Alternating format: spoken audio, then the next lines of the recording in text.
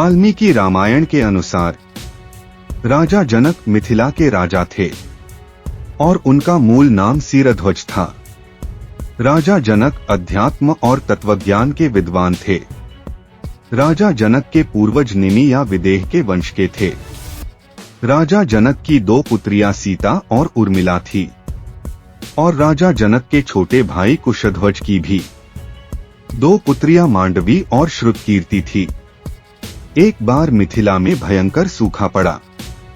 तब राजा जनक ने हल चलाकर यज्ञ करने का फैसला किया और हल चलाते समय हल की नोक से पृथ्वी से एक कन्या निकली और यही कन्या माता सीता थी।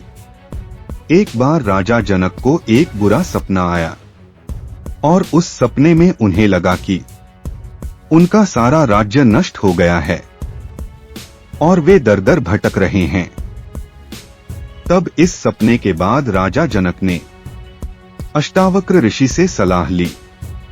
अष्टावक्र ऋषि ने राजा जनक को बताया कि संसार भ्रमजाल है और शाश्वत आत्मा पर ध्यान केंद्रित करना चाहिए। वाल्मीकि रामायण के अनुसार एक बार मिथिला राज्य में भीषण अकाल पड़ा था। तब कुलगुरु और ऋषि मुनियों ने राजा जनक को सलाह दी कि वे वैदिक अनुष्ठान करके खेतों में स्वयं हल चलाएं। इससे वर्षा होगी और अकाल खत्म हो जाएगा। तब वैशाख माह के शुक्ल पक्ष की 9वीं तिथि को राजा जनक ने खेत में हल चलाया और हल चलाने के दौरान उनका हल एक कलश से टकराया। राजा जनक ने धरती खोदकर कलश निकाला। उन्होंने जब इसे खोला तो उसमें एक कन्या थी। राजा जनक ने उस कन्या को कलश से बाहर निकाला और उसे अपनी पुत्री के रूप में स्वीकार किया और इसका नाम सीता रखा गया।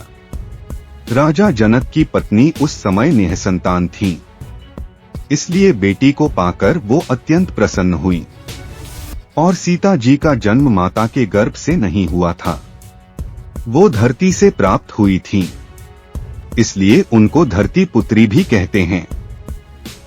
वहीं जनक पुत्री के रूप में उन्हें जानकी भी कहा जाता है और सीता जी को माता लक्ष्मी जी का अवतार माना जाता है। लाइक शेयर सब्सक्राइब कीजिएगा।